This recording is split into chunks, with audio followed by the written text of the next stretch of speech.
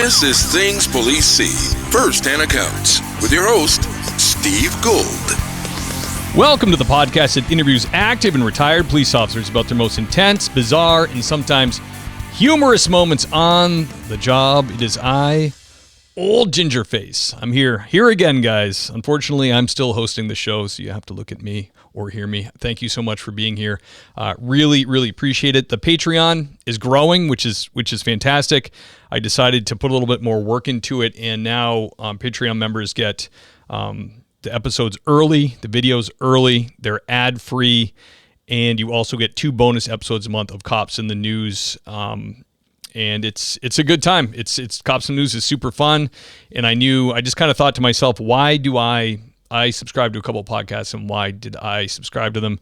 And it was the bonus content. I was like, I want to hear more, or I want more, more entertainment during the month, and that's why I joined. So I figured I got to do that. So I got all-time high on Patreon for people. There's a bunch of different levels you can pick. You will get a Things Police See 3x3 vinyl sticker that you can display proudly wherever. I put one on my car like a year and a half ago and didn't fade at all. So high quality, ladies and gentlemen. Nothing but the best for you guys. So that's it. That's what's going on with Patreon. I hate to do an ad up front, but I just want to get that info out to you guys. The link is in the show notes.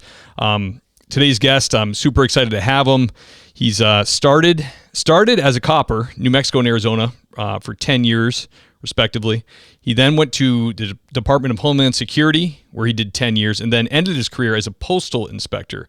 Along the way, on his journey, like many law enforcement officers, he accumulated some undiagnosed trauma, some demons, as it may be described, and he has, figured out how to overcome that and defeat that. So that will definitely be part of the discussion. He's got a great book out called Sober from Sin, available on Amazon. That will be a link in the show notes for that. So without further ado, let me bring on the great Jeff Fields. Sir. Hey, Steve. Thanks for having me. My pleasure, brother. Great. I'm glad to see you were a fellow believer and your faith had some impact on your recovery. Absolutely. My family, my wife brought me back to my faith, so I think all things come good from it. So I have no aspirations of going back to where I was. That's beautiful, man. Yeah, I listen to different podcasts all the time, and I was just listening to one that wasn't a Christian podcast or anything, but they were going over old philosophers and old quotes about faith, and they were basically saying, like, even 1,000 years ago, they were looking and going, it seems like when someone gets into their late 20s and 30s, if they don't have faith, it becomes rudderless. Like there's a panic, there's a midlife crisis. There's something that comes up if they don't have objective truth in their life, because you have no compass. Like you just start to, the party time is over, your 20s are over, and now here you are. How am I even supposed to be man? What is my role? Like, what are my duties? How do you be a good person? So this, the idea of having a solid worldview like Christianity is ancient, is old. And it really can, the scales can fall off your eyes and you can see the world how it is and you can see the truth. So I know not all my listeners are Christian or religious, but I like to mention that because it's been true for me. Obviously, it's been true for you, and highly recommend. Yeah. Jeff, you started as a copper. Like, you were one of the boys, man. What happened? You went federal. What? I know. I mean, was it New York? Was it New Mexico and Arizona? Because it's probably pretty hairy there. Yeah, and you know what? In retrospect, I wish I would have stayed back in the uniform. Part of my story was the fact that I found loss in purpose, and I think when I was in the uniform, I did satisfy a lot of those needs that I had. Yeah. Because, when you go federal, you're primarily behind the desk. You do some cool stuff, but it's more bureaucratic and corporate, which didn't work for me. But, I come from a law enforcement family. My dad was a Texas Highway Patrolman, and then he became a U.S. Border Patrolman. That's why I was in New Mexico and Arizona. Okay. He did that for 27 years. I had a cousin in the ATF. My wife is in a 3-letter agency. My in-laws were all former federal and local law enforcement. So I'm surrounded by law enforcement, even though I'm out now. It's been a big part of my life. But again, I miss the uniform days, and I wish I would have stuck with it. But you know what? It's part of a story now. Yeah, yeah. Hey, that was your path, so that's great. And I totally understand what you're saying too about when you're in uniform. You're very much like you're waving the flag of law enforcement. It's like you have you have the little interactions with people. You get to help people. You get to help on a little level, like a little cutesy things pop up. You give stickers out, or like you help a lady with her kid or a choking child, or whatever it may be. Those little victories you get, I imagine you're not really exposed to that at all when you're in suit and tie, totally unidentifiable as law enforcement. No, and one of the things that drew me in to law enforcement, aside from my father, was I wanted to be the guy out in the storm. I wanted to be, and literally the storm, like at night. I wanted to be the guy out there when everybody else was inside hunkering down. I wanted to be the hero. I know it sounds cliche, right? So Yep. when I started my career, I was 22 years old. So I was full of it, ready to go. Oh yeah, hell yeah. Get into everything I possibly could.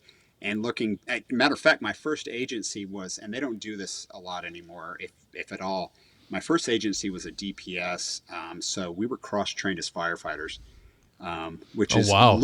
loony thinking about it today, looking back, because it was great. I got both training in police and fire, but if we had a structure fire, half the shift would race to the fire, take all our gear off, bunker up, and go fight the fire. Well, looking back, Bizarre. I'm like, okay, well, how come nobody robbed a bank during that time? Because that would have been a great time to do it. Yeah. But also, our uniforms were all polyester, and I still had those pants on underneath. They would have melted to me like plastic inside. So yeah, but it was fun. I'm glad I had that opportunity, but I really got to be in the front line when I took that position. So damn, yeah, that's crazy. I mean, I know they still do that in places like Alaska because it's kind of needed, and also Texas, I think, has some public safety like cop/firefighter things. But that is wild to think about to do both those jobs. Yeah. How would they do that? Would it be the low men on the ship that would have to go, or did people actually want to go? They wanted to go, so this is early 2000s. I started my career in 2001. So everybody was just excited to be a part of some type of action. Yep. So it's a smaller department. I think we had 100 officers, and so within those, your shift typically was 5 or 6. Everybody had to go, and we'd call the county or the state police in to do coverage for us while we were fighting the fire. That's wild, man. I know. It's loony thinking about it. I mean, I don't know why nobody's made a movie about it, because it really is like action packed. It was, and I don't have any regrets about it. But man, again, thinking back, I'm like, we didn't have the best fire training. We weren't training every just day enough. Like a firefighter. Yeah, just enough. I mean, I can tell you that, I probably shouldn't tell you this, but we pushed fires from one end of the house through the rest of the house. We destroyed houses because we did not know how to contain fire, and I just know we weren't suppressing fires like we should. Yeah. I'm probably going to get sued for that. But the foundation savers. That's what we call them, Yeah. Oh, man. Well, yeah, I'm not sure that all these little towns around me have much better tech than you guys probably had then. But you hear people like, they're like, I mean, these guys they're good. And a lot of them are volunteer, which is like, God bless them. Like, literally volunteer guys. They train once a week, and it's like, it's unbelievable. So Jeff, you're a young patrolman you started in New Mexico before Arizona? Correct. I guess it doesn't matter, but your first hot call, like the first call, you're on the job, you're in uniform, you get called to, you're out of training, or maybe you're still in field training, and you like have that adrenaline dump, and you're like, whoa, this is the real deal. So I can only remember that the ones that stand out the most are obviously the calls that involve children. And so one of my first hot calls was responding to a SIDS baby. Oh, right? brutal. And Yeah. so I didn't know it was a SIDS baby at the time. But I just remember being toned out for an unresponsive infant. I probably was only 6 months out of the academy. I was done with FTO. So it's the middle of the day. I'm hauling tail to get there. I'm the first officer there. The baby's sitting in a little bouncy seat in the living room with a babysitter. This is in Section 8 housing, so it wasn't the best conditions. And just, my layman understanding and observation, I could tell that there was just no use, right? But they train you in those situations. You need to go through the motions in Do it order anyway. for the family, right? And so, Yep. I worked on that baby, man.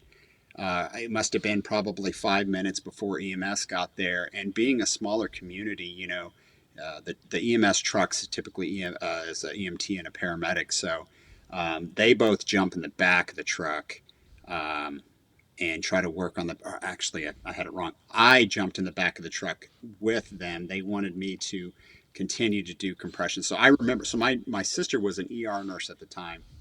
And I remember running into the back of that emergency room, doing those little chest compressions on that baby. And in your mind, you're knowing this is not going to end well for the family. But as a young officer and I didn't have a family. I was single. It seemed fake to me. And I don't know if you can relate to this. Totally.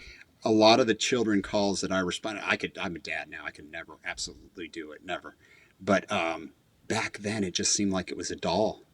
It was a doll that I was just, practicing the mannequin, doing what I needed to do, the 2 fingers over the chest. Yep. But that has stuck with me for years, especially after I had my daughter.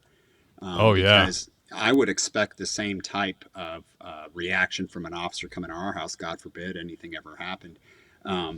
But that wasn't the only time. I mean, the first 3 times I performed CPR on duty was with children. Oh my goodness. Yeah. That's really like, not common. Yeah. No. And it compounded. I mean, a little, and you hear a little bit more about my journey, but I already had a lot on board. I already had a lot of baggage, in my life with other trauma. And so when I had that, I didn't think twice about it, but it would be years later when it would percolate back up. Yeah. I'm dealing with the most innocent, most vulnerable, community and that we have, children. Yeah. So. Yeah, man, that's really rough. Like you said about it not being real. The first couple like really bad crashes I went to, it was like that. Like I remember thinking this one guy rolled his car in the median. I was actually on my way to work and pulled over because people were like, somebody help us. And in the median of the highway, and his car was up like leaning against a tree. And this guy's on his knees. He's covered in stone dust because he's a mason, but he works for a mason, and he's got like an old, junky station wagon that he carries all of his apprentice stuff in. And he was flying to work to get there in time, and like he had like a cut over his brow, so the skin was like down. Like I couldn't see his eyes, but I just saw blood. And then his arm was like just broken. And I remember looking at him and trying to comfort him. And like, thankfully, a off-duty firefighter that had his kit with him pulled over like 5 minutes later. But I remember looking at it and seeing him like move and try to talk. And it was like an animatronic gore puppet you'd see in like a horror movie. You know what I mean? I was like, this feels like, you feel like you're like outside the bubble almost, like you're like watching yourself. You're like, this is so bizarre. And it really didn't, it bothered. I thought it was like, oh man, I felt bad for him. But that didn't bother me as much as like the next couple I did. And then it was like, I think because that was like one of the first I'd seen like that it like, everyone I went to was like, it's going to be like that. It's going to be like crazy. And what if the firefighter doesn't show up? What if someone doesn't show up who has advanced medical to help you? You're going to have to be, you know what I mean? So that gave me some anxiety, but yeah, it's weird. It doesn't, it's almost, you have this like veneer over you at first, and then it just comes off and you're like. And I always tell people that is God's way of protecting you, right? Yeah. From seeing those type of traumas in your life in order for you to be able to perform what you need to do. Right. And you know, we joke as officers, whenever we were at death scenes, everybody's laughing, giggling. Well, that's a defense, that's a response, Right. mechanism. And so I think that, and I've always been in faith, I'm a recovering Catholic is what I tell people, but Right. I never put two and two together, but now looking back, I know that the fact that I was able to handle those type of calls, I was, had a good foundation of understanding. Because we would scramble to go to those calls. We wanted to go. And there was guys on our shift that had kids that are like, absolutely not. Yeah. I'm not going to go. It's like their nightmare. And a little tidbit I forgot to tell you before we got on is, so I was so drawn to death investigations that I worked for an ME's office for 2.5 years. Really? So yeah, so in New Mexico, they have the medical examiners, and it's outside of the bigger metropolitan areas like Albuquerque. Each county had on-call death investigators. And so I got that position the first 2 years as being a patrol officer. I could do that off duty. I think it was like $50 for a natural death, $75 for an unnatural death. Seems low. Back then it was nice. Now, here in North Carolina, I know they pay like $200 a case. I shouldn't say body, I should say case. But I had a lot of traumatic experiences and many with children doing that position. And back then it just did not sit poorly with me. Yeah. Which I'm like, is something wrong with me? Right. But no, I think that's the way we were designed. Yeah. Yeah, absolutely. Jeff, can you take us to a time when you dealt with something really strange or bizarre? So I really mulled over this one for a little while, because there are a lot of circumstances, but the one that sticks out in my mind, and only because it loosely is involved with my problems with alcohol, and I mentioned this story in my book. So after I left uniform in New Mexico, I went on with a HIDTA task force, so I was doing narcotics, and so we were southern New Mexico. We're actively seeking. At the time, methamphetamine was a big deal. So it was rare we'd have meth labs because we're so close to the border. The meth comes over from the border. But so if there was a lab, everybody was really excited about it, right? It's a big deal. So I had a CI that told me that there was a guy that had a lab. He was also selling a whole bunch of weed. But he had a compound. And so in the area of New Mexico I grew up, it's very desolate. Dude, we drove through New Mexico. It is like Mars in some places. That's what my wife says. She does not like that area.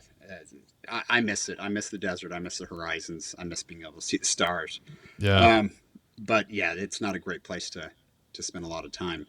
But yeah, so this guy had a compound on, acreage. The closest we could get to it, was through surveillance, and he actually had the whole little tower with a camera on it, and all this crazy stuff to monitor law enforcement as well as people who may rip him off. So this particular instance, I applied for the search warrant. I got the search warrant, but it was a big enough compound where I had to call in another HIDTA group from another part of the state. So those guys drove down, and it's customary when another group of law enforcement comes in to help you with something, you take them out to dinner, or, you go have drinks.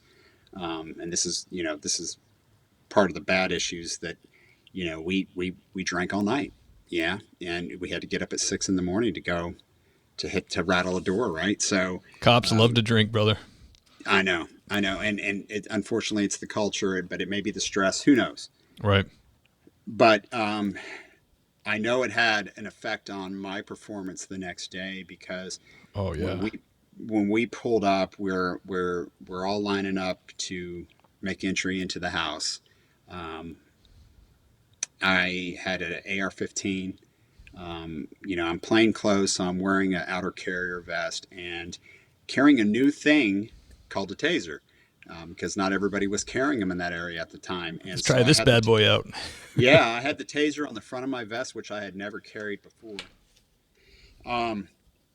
So we're stacked up in front of the house. We're ready to go make entry. There's a dog barking. I take the safety off of my AR-15, and immediately it discharges into the ground, merely inches from the guy in front of me's foot. And of course, the rest of the guys think, oh, somebody shot the dog. The dog's been taken out. But at the same time, the target that we were going after in the house comes with a trailer. He comes running out, buck naked, screaming at us. And he sees the gig is up, so he runs inside and barricades himself. And ultimately, we make entry into the house, arrest him, could detain him and his wife. Drag him out of the house. Unfortunately, that turned into a FBI civil rights violation investigation on the team, not me. There was just I think some people's temper got the best of them. Yeah, we were cleared from that. I only add that just simply because it was one of the few times it happened to me. So anyway, what was crazy about it, outside of that, about the whole situation, is we're in the middle of the desert, right? It's summertime. We had gotten word from the CI that there in fact was a crocodile. He had a crocodile as protection at the house. We said, no way, we're in the desert. There's just no way. Only a meth head would be like, not a dog, what do I need? Crocodile. Yeah, they seem effective. Sure enough, he had built a little makeshift moat around that trailer, and there was a little crocodile. I mean, it was probably 2 foot long. Oh, he was still in training. He wasn't ready. Yeah, I have a picture of it, but I couldn't believe that that I would find. I never thought in my life I would have a crocodile on a case in New Mexico on a meth lab. In the middle of the desert, dude. That's nuts. I know. Dude, that's so funny. That you guys that come on and talk about meth labs, it's always something like that. It's always something totally bizarre. I mean, it's got to be the meth. I mean, I don't know how these guys cook up and then use and then like keep their formula tight and don't blow themselves up, They don't wear clothes. I know that. They don't wear clothes. They run around naked all the time. Yeah. There's something about meth that I've seen that a few times in my career, like the drug-induced psychosis where they, I guess they used to call it cocaine psychosis, probably because the 80s, and everybody would use too much coke, and then all of a sudden their clothes are off and they run down the center of town, and it's like they're like jumping when they run, and you're like, what the hell? Yeah, it's like PCP, I don't know what it is. They're trying to cool themselves down. Yeah. But I mean, this is early morning, so obviously he's sleeping on the couch buck naked, and I guess it's nice when he wasn't armed, until he barricaded himself in the house. But right. Damn. I guess you guys are lucky he didn't just open up on you with a gun or something, Yeah. The wife was reaching for a gun once we got in there. The neighboring Haida group that came to help us saw that and pulled her out of the house in a way that wasn't in our training.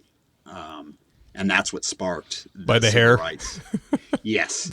Yeah, man, you're right on it. So I just remember that was a unique experience for me too, having FBI come in and do a civil rights investigation on it. And of course, I'm like, hey, I'm the affiant for the warrant. It was my case, my CI. I had nothing to do with the detention of people inside of the house. Yeah, I know this guy. He's from a different county. He came here to help. I've never seen him before in my life. But that brings me back. I forgot to. So the discharge of my AR, which, that could have shot my partner, could have got us shot because the guy, it woke up the guy. But it all goes back to the fact I don't think I was in the right mind. Yeah. With going into a house hungover, I might have still been drunk. Who knows? You know how it is. Oh yeah. And that AR, thank God it was pointing down to the ground. I hadn't lifted it up. My whole story is that it got caught on that taser that I had never carried before on the front of my vest. Yeah. I mean, that's what I say happened, because I didn't certainly not touch the trigger. Right. But it just came back to the fact that, hey, if I had hit my partner or we've gotten in a shootout, and they came down to do the shooting investigation. Jeff reeks of alcohol. Yeah. I would have been toast. Yeah, you know? And so that's just the first of many of where, like, what was I thinking? I know, dude. I have to say, like, beers with the broskies, you know, is like, especially when you're younger in law enforcement, beers with the guys is like the best. It's so great when you're young and you're having beers with like veteran cops or even just guys you went through academy with. It's like not just the beer is intoxicating, but the whole situation. You feel like you're part of this club. You guys are like, you know, no one knows your struggle, your coppers, like you're hanging out together. It is really this tinderbox of like over celebration. Like it's so easy to just start in a routine of choir practice. So I work midnight. So I go over to this guy's house at 10 a.m. and we all have beers. You know, it's like, it's not real normal. Then you don't get good. Bizarre? It's bizarre that we would do that. Oh, you see guys go to golf tournaments off midnight, get hammered, and get like 2 hours sleep before shift. And it's like, dude, we can all do the math here. You should not be at work. Like this doesn't work. No. You don't get a 2 hour nap and now you're fine. No. But it is like, I think for me, like I was real into beers with the boys at like the normal time of my life. But I think it just kind of like, I think having, for me anyways, having a much more like standard cop job than you. Like I was just a patrolman and working my sector and going to work, and then got married, had a family, had kids. Noticed that like I was about 30 pounds heavier than when I started, and I was drinking way too many beers, and slowly was able to like just and naturally too, because I just didn't feel great in the morning, you know. But it was a long time, brother. Like I remember going to a physical with my doctor when I was like 32. And he was a good dude, retired Alaskan state trooper, so we all loved going to him. And he was like, "How many beers you drinking?" And I was like, "You want like an exact number?" He's like, "Yeah, don't BS me. How many you drinking?" So I'm like, I literally go, and at the time I was on day shift, which I'd never been on, so I was like coming home at night usually and like grilling up and drinking beers, and I'm like, I don't know, 30 a week. And he's like, 30 beers? I'm like, yeah, I'm not getting hammered, but you know, you grill up, have 4 or 5 Miller Lights. And he's like, Steve, that's way too many beers. I'm like, but in where I was at with the people I hung out with, that wasn't like, well, I'm not getting hammered because my tolerance was sky high and I weighed 235 pounds and I'm 5'10". But I remember him being like, just so like, he's like, believe me, you got to slow down with that. You got to stop. Oh, yeah. And he was right, man. I ended up, you know, getting like a prostatitis infection where my pelvic floor swelled up and I couldn't sit right. And it was like, it led to these other things at my body. And then that with like, you know, the lack of sleep as a cop. But it all starts with those like get-togethers in the beginning when it's just so much friggin' fun, you know? Yeah. And nobody ever points out, and it's unfortunate. And this is the stigma that I'd like to try to break, is that nobody talks about it. Like, you know, I knew guys that drank as equally as much as me, and I always drank a lot. I'm a binge drinker, or I was a binge drinker. But I didn't know I had a problem until I had an audience, like I say, with my wife. Yeah. Because the community I was around for like a normal person to look at you 20 and go, plus years, those guys never thought I had a problem because they were doing exactly what I was doing. And then when I have somebody normal like my wife come in and she's like, oh, that's not normal, you know? And so I wish that I talk about stigmas. I really wish that a lot of men and women in the law enforcement community would stand up a little bit more and say, hey, dude, like your Alaskan state trooper friend, that's not normal. Yeah. And it's okay. It's okay to admit like, okay, I have a problem or I'm doing it too much. Yeah. Yeah, absolutely. Yeah, dude, same thing. Go to a normal cookout, not a cop cookout. And like, I'm 4 or 5 deep. And I'm like, everybody's slow drinkers. And it was like, no, they're like, I remember talking to one guy. He's like, yeah, I have like Saturdays, my wife and I will make like a nice Italian meal and we'll have like a glass or 2 of red wine. I'm like, why bother? 2 glasses of red wine? I never understood people that could only do a glass or 2. Yeah. It's just never been part of my vocabulary. Yeah, it's fascinating, man. And like, there's all, like you said, there's all kinds of drinkers. I had another friend who was a binge drinker. He sometimes wouldn't drink all week. And then, but Saturday, Sunday, he'd be blacked out, just black out. But he wouldn't go down. Like my thing was, if I had too much to drink, I wanted my bed. I was like, I don't feel good. I put a foot on the floor so I don't spin. This guy, you'd wake up, like sharing a house with him, you'd wake up at like 3 a.m. He's still in the kitchen drinking vodka, but he can't talk.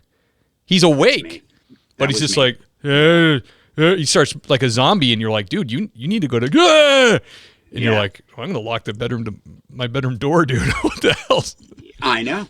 And that's probably his way of coping with whatever. Right. Because I always felt like I needed to top the next best thing, and another thing that really bothered me, and a lot of guys that work in the profession have told me too, is you get off that night shift, you have to have a way of decompressing, right? So maybe you don't do alcohol, maybe you do porn, right. Sit 3 or 4 hours in front of the computer and just waste my whole morning. Yep. And I don't mean to be preachy here, but I'm just saying it's destructive. It wasn't my career. It led me down dark paths that here I am now, which I'm thankful for where I am. But I'm in a position now where, like, man, I lost so much time and I wasted I didn't waste, but I just such a great career that I could have been better. Yeah. Yeah, man. And you're not being preachy, brother, because it's true. Like, you look at all these guys in the manosphere pushing their thing, and they're like, porn is evil, porn is destroying young men. It's like, or alcohol. It's like, yeah, brother, church has been saying that for 2,000 years. Yeah, they've warned you. It's they grab onto some Christian value, and it becomes like the thing they rail against, except they're not believers. It drives me nuts. It's like, dude, you're getting there, but what's the roots of it? Like, who knew this before anybody else? You know what I mean? Yeah. And if this is a big component with the law enforcement community, is it is really hard for us to learn how to cope with things simply because we're problem solvers, and we've always been able to go to a call, handle it, de-escalate it, wrap it up, and move on, right? Yep. Fix the problem or push it off on somebody else. Then you go home, you have a problem, you don't know how to fix it because you can't walk away from it. Right. And so I think a lot of men and women in the careers struggle with this, and so they just get into this deep downward spiral of feeding into whatever vice or addiction it is that's keeping them from winning. Yeah, absolutely. You see a lot of guys too. They're very talented, very smart cops that can't get away from that. Can't get away from the lifestyle. I've heard people say, long-time coppers say, like, I just need a couple to go to bed. It's like, dude, that's kind of rough. I'm usually just tired, But that's brutal, man. It's hard to get away from it. Jeff, can you tell us about one of your most intense or terrifying calls you dealt with? This is another one where I have two really good examples, but I'll stick with the one that's close to my narrative of drinking. So the community I was in my first agency. I probably should add. So I started a smaller agency in New Mexico, and then I went to Phoenix to a larger agency. Oh yeah, but that doesn't mean anything right now. I just wanted to throw that in there. But in that first agency I started with, it's an Air Force community. There's an Air Force base there. That's primarily what's in the community. It's an officer's base, so it's a pilot's base, so there's a lot of Air Force pilots and. So the base was probably, 8-9 miles outside of the community, just outside of the city limits. And so that evening that I was working patrol, we had a rash of calls of large parties, and they were military parties. And I remember, and German Air Force was stationed there at the same time. So as you can imagine, there was a lot of drinking. They like beer. Yeah. And so, we're shagging all these calls and trying to, break them up and whatnot. Well, it was closer to, 1 or 2 in the morning. We get a call of a car that had rolled over just outside of the base gate. And like I said, it's about 8 miles outside of the city, and just over the city limits. So I was on that side of town. And I was like, I'm going to go, because the county usually had like 2 guys covering 6,600 square miles. It's crazy. Wow. So I hotel to this call. I get there, and literally it is just outside of the base gate. There's a car that had rolled. get to the car, and inside of it are two drunk airmen. Both, one's obviously dead. He's just spinal fluids coming out of the back of his neck and out of his ears. And the driver is slumped over on him. And there's agonal breathing going on. So, he's about to go out. I remember the smell of alcohol was strong. It's funny how the small things stick into your mind. Where I saw that he had his buddy's base ID along with his that they had put in the crack of the steering wheel, like, hey, we're getting close to the base. I'm going to put this right here so I could get it really quick and show the security forces guy. So those were still sticking in the steering wheel. And I'm thinking, man, they almost made it, right? Yeah. And of course, the security forces probably would have tagged him at the gate. I wish that would have happened. But what really stuck out to me is, being the first officer there and EMS shows up, I had to help extract the one that was still somewhat breathing. And I just remember these guys were probably a year younger than me. Yeah. And I had blood all over my boots from the driver when we pulled him out. And to me, it was just so surreal. Because for the first time I had encountered death due to alcohol with individuals that were just like me, my age. Yeah. I could relate somewhat to it at the time. I mean, did it help with my further journey? No, it didn't. But I just remember that if this could happen to them, it could happen to me. And then I'm like, well, wait a minute. I'm a police officer. I get pulled over. They drive me home. Right. Not a big deal, right? But these guys, I mean, it stuck in my mind for years and years that, their parents sent them off to go be in the Air Force. They get stationed at this base. They go to a party, and man, like that, both of them gone, just gone. And from one of these large parties that we were breaking up in the city at the time, right? And so, I mean, I've dealt with a lot of drunk individuals who have expired. And, it's usually older people or, a car accident with a family. But this, for some reason, just stuck with me. And so, yeah, I would say out of a lot of the terrifying, incidents I've responded to, that's the one that put me on my heels, where I actually had to pull over, wash the blood off my boots at the end and just sit there and think about it. And I wish it would have had a more of an impact on me then, like it does to now, Yeah. Yeah, it is great. I mean, it is a perfect example of like alcohol taking everything from a person, because it's not like someone hit them. He was the drunk one with so much life ahead of him. He's in the Air Force, you know what I mean? He's taking the right steps. It could have been such a great life, and you see the consequence right there. It's crazy. Yeah, and I don't, a lot of my stories, war stories that I think about are always involve death. And, one of the reasons I think that those stick out more than anything is because I sought out chaos. I sought out fights. I sought out those late night, rolling around on the ground trying to get a suspect or foot chases. That was normal. That felt good to me. That's what I thrived in. So it wasn't a big deal to me. It was the death that sticks out more than anything else, right? Because I was like, those fights that I'm in, that's what I signed up to do. Right. But when I signed up to be a cop, I never really put it together. Well, I'm going to have to be cleaning up the mess of somebody else's mistakes, when it comes to death. And so that, when you ask, like, what things stand out in your career, and I'm like, golly, man, all I have to talk about is death and alcohol. Yeah. And of course, that's my mission now. So maybe that's it. But it's a very sobering realization now. Yeah, I imagine. What was the point, Jeff, where you were like, when you realized this is a problem? Like, when did that happen? Was there an event that happened that like slapped you silly, or was it just a slow recognition? Several events. I got arrested. So look at the irony in this. So once I got on federally, I was working with Homeland Security. I was stationed up in Washington, D.C. I went back home to New Mexico because there's a Homeland Security training facility in southern New Mexico near my home community.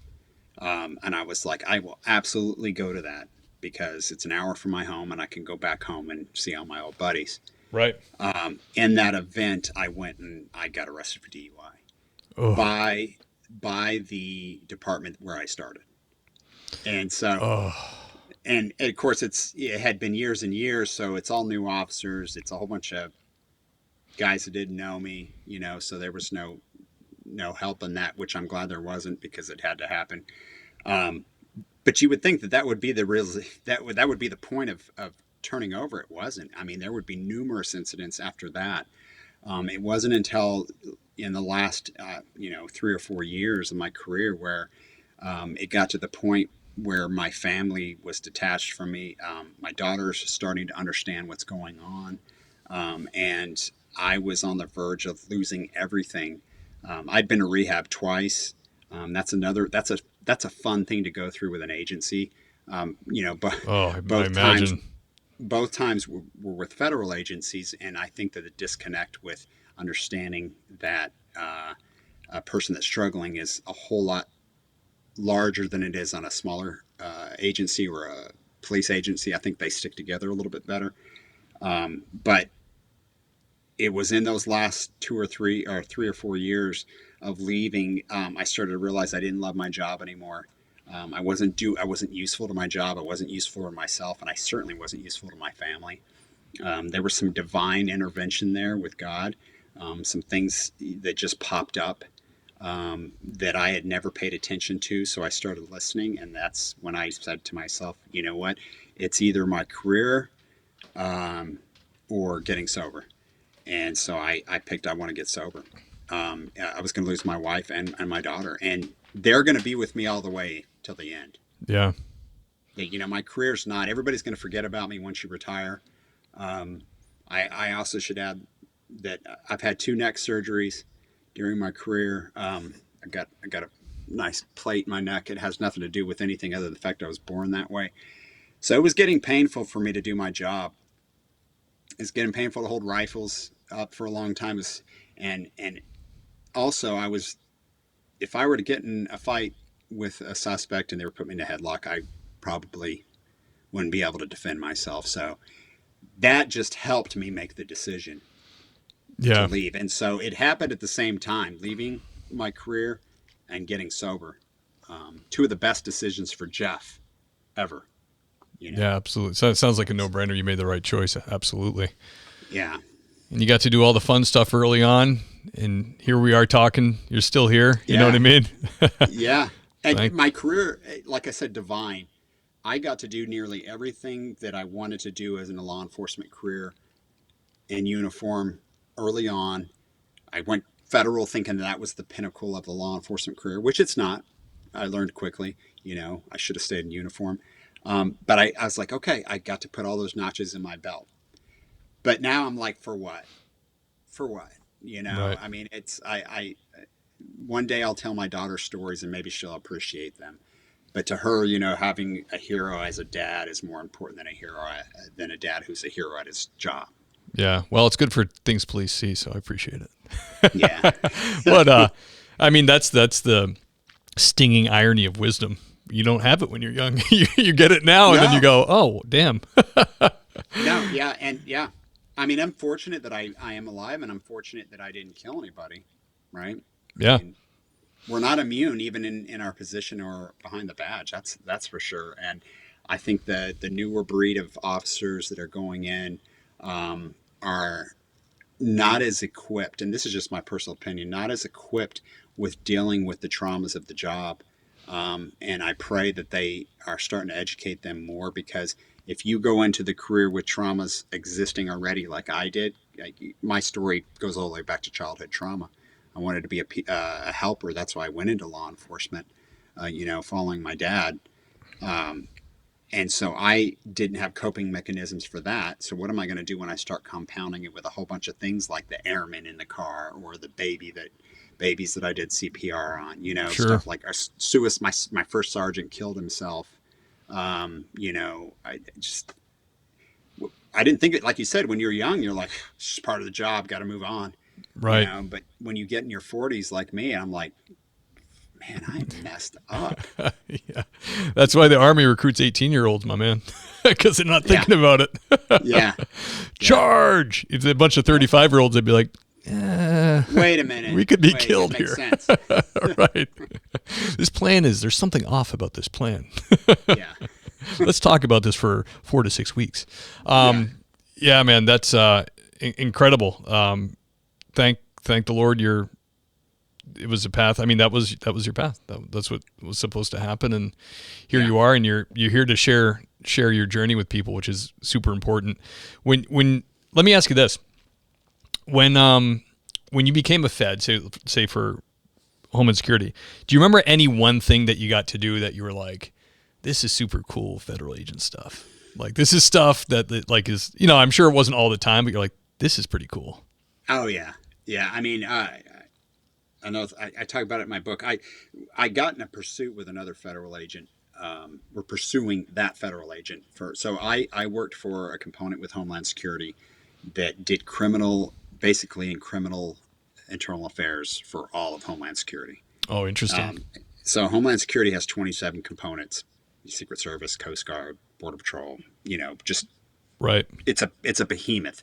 So within that, there was 200 agents that we would go after. We'd have first right of refusal on criminal misconduct cases of its employees. And so one of the many cases we'd have living on the border when I started in Arizona was we have a lot of corruption with some of the border agencies with smuggling drugs. And so I got in a pursuit with another federal agent who was a driving instructor. Oh, wow. Yeah. I mean, they talk about an hour-long pursuit. But I mean, the gravity of it all hit me. He rolled his truck at the end, but seeing, his vest, his gear, everything in his truck spread out all over the place, thinking this was another agent who had been entrusted, who took an oath. It's gross, huh? To serve his country. Yeah. And I would see that over and over. And you asked me too, like another reason I kind of went into the wrong direction with my career going into that position, because I would see so much gross misconduct between other agents and agencies that I started to become cynical. It was no longer being useful to your community. It was like cleaning up the mess of what the government has done. Right. We had cases with Secret Service agents, misallocating resources in order to protect their own, taking away assets away from the White House, stuff like that. Wow. Stuff that you would never think happens, but it does. Yeah. And then you work a year on an investigation, much like some of those Secret Service cases I work on. And the only thing that happens is one guy gets demoted and the senior guy gets sent to another agency with the same pay. And so I'm like, this is a joke. This is a joke, man. For me personally, for somebody who I think was more of a blue guy, it just wasn't the right fit anymore for me. So that's tough, man. That I never thought about that, doing internal affairs. That is the depressing part about it, is like you've always held this job, and the people you work with in the high standard, and the public holds us to a higher standard, and they should, because we have the right to take their freedom or shoot them. To see someone abuse that must be so disheartening. It's like, And the irony of it all is I was investigating misconduct, but yet I was practicing misconduct every night. Right. At home, driving drunk or going to conferences or whatever, getting hammered, acting like unbecoming of my position. Yep. Yeah. Hey man, what do they say? The heart of man is wicked. You got to battle it. That's all we can do. Oh yeah. It definitely can't sit still too long. Yep, absolutely. Wow. I'm glad I asked that question. That was fascinating. Jeff, can you tell us about a heartwarming call that you went on or a case that you had, anything like that in your career? This was a tough one. It usually is. So, yeah, I mean, I love when we get complimented for our service. But there was a girl going. She was addicted to methamphetamine. Had all the telltale signs. She always had the pop marks. Always looked frail. Always making poor decisions. And I always felt compelled to try to help her the best I could. One of the things as an officer, I was like, nobody else. A law enforcement officer may be the only therapy these people are getting. And I say therapy loosely, right? Yeah, so very, very poor quality therapy. It's not throwing them in handcuffs, getting rid of them. It's like, hey, you got to get your act together. Hey, it's got to, you can do better, more with your life. And so there was this girl there. I always felt compelled to share a little bit of, young, naive wisdom I had at the time to tell her, hey, you can get through this. So in those interactions, it must have sparked something with her, because every time I would see her, and if she was clean at that time, she would always come up and say, hey, Jeff, I'm clean. I haven't had anything in a month. One day is a big deal. I would tell her. And so I remember seeing her work at Walmart. I walked in there and I was like, I'm so happy for you. This is what it's about, trying to remediate, not just, on the criminal level or the justice level, but like, hey, this is a life. But the unfortunate side of all of this is that, I remember seeing her when I was at a restaurant. We'd always do breakfast. The group of guys I work narcotics with, and she was working at that restaurant. And I remember seeing her. She waved at me. She was really proud. She was a waitress, and I was like, man, look at her. She looks really good. Well, of course, all the guys I'm with, who were familiar with who she was, were like, look at her, just mocking her, making fun of her. Oh man! And she got upset. And I remember seeing her. Oh, she heard them? She heard them. Dude. And I'm like, how is she ever going to get better if you knuckleheads are going to continue to put her down? And so I remember running to the back of the restaurant into the kitchen and grabbing her and saying, hey, I'm proud of you. You're doing the best you can, and you're doing well, and I believe in you. And of course, I didn't go back and tell the guys I had said that, but it was just really disconcerting to me, because I'm like, this is not what we're about, Yeah, that's heartbreaking to hear. Yeah. Damn. Well, I'm glad you went and let her know. That's like a scene from a movie, someone overhears that. Well, and I wonder to this day where she is and how she's doing. Is she alive? I pray that she's doing well and doing better, because, it's nobody else has probably ever pulled her to the side and said, hey, I believe in you, or I'm proud of you, and that's great, man. That's a beautiful story. I'm glad you shared it. People love the heartwarming stories. I added that question years ago because it was the show was so dark. I'm like, we need to have something. But death. Yeah, you guys really come through with these stories, and it's funny because a lot of you guys don't even realize like how great the story is. Like, this one's kind of whatever. But man, that's a great story. I love it, man. I pray too that she is doing well and has stayed clean and sober and is not involved in nefarious activity at this point. Jeff, real popular question here is advice to new officers. I just got, I'm such a knucklehead, man. It's like, I get these great emails and I'm like, during the week, and I'm like, I should share that on the show. And then I get like in a panic right before we record, and I'm like, I forget everything. But I got a really great, I didn't ask him if I could share it, but a really great email couple days ago from a gentleman that he had heard you guys tell your stories, and like big part of the mission of the podcast is to like encourage people and to shine a good light on police work, and he has done other careers and has thought about it forever and is now gonna be a copper. Like I've gotten so many of these emails. I get pictures from academy graduations. And like, because awesome. I listen to your show and the guys you speak with and women, it really inspired me to actually do a ride along, look into it, and check it out. So all that to say, the question is, advice for people who are thinking about being police officers, or maybe somebody who's in backgrounds or is just got out of academy? I think the biggest thing that I wish I would have known is it's okay to show humility. In my career, it's okay. It's okay to fail. It's okay not to know what you're doing. It's a great community to lean on each other with. But I also think that you got to have the mindset that not everybody's doing the career because for the right reasons. So you need to worry about yourself, and your mental health, and your family. I wish I would have put my family first during my career and my mental health first, because in the end it just shows that, hey, I was no good to the profession anymore because I never paid attention to myself. And so part of that is just showing humility. If you have a problem or if you have a concern, really leaning on other people within your law enforcement community. And if you can't find it, don't be afraid to find it somewhere else. You're not above anybody else, right? We're all in this together. We're all brothers and sisters. And just to know that it's going to be all right. It's not the end of the world, and it's okay to be weak.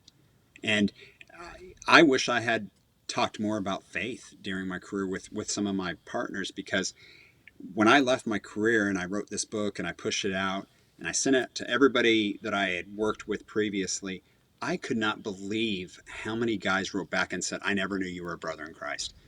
I never knew Crazy. that you were Christian, and I was like, I worked with you, 15 years ago, and I never knew that you were a follower.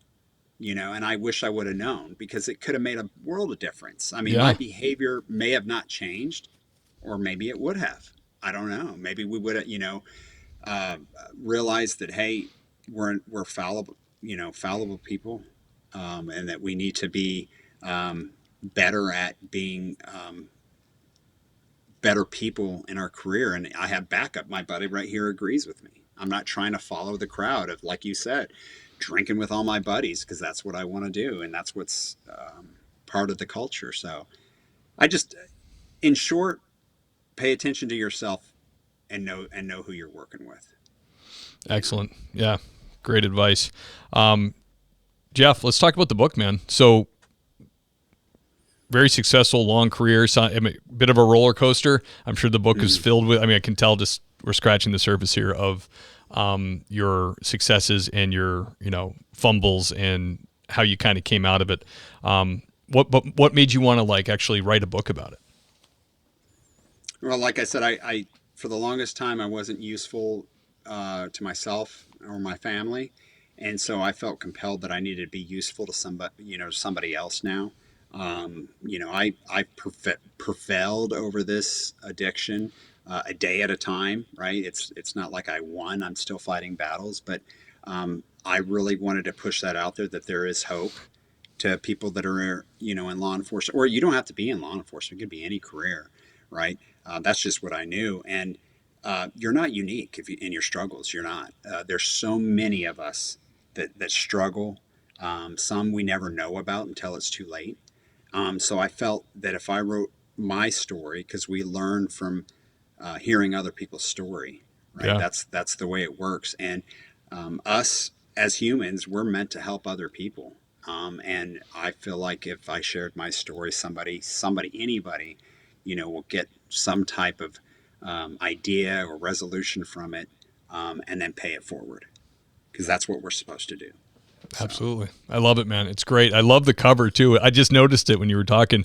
It's a federal shield, just kind of resting in a glass with rocks in it, obviously some kind of brown liquor. I don't know what your poison of choice was. My poison was vodka, but it wouldn't have shown up as good in that picture. Yeah. Why is there a cup of ice? Yeah, that looks like bourbon or something. Yeah. It's very cool, man. I love your story. It was a real honor to have you on the show. People can get your book. You just give me the link, or tell me the link you want me to use, and I will put it in the show notes so they can be easy. They can just click on it and check it out. They can follow you Instagram, I'm guessing, at Sober From Sin. Yeah, Instagram, Threads, X or Twitter, whatever they call it now. It's all the same handle.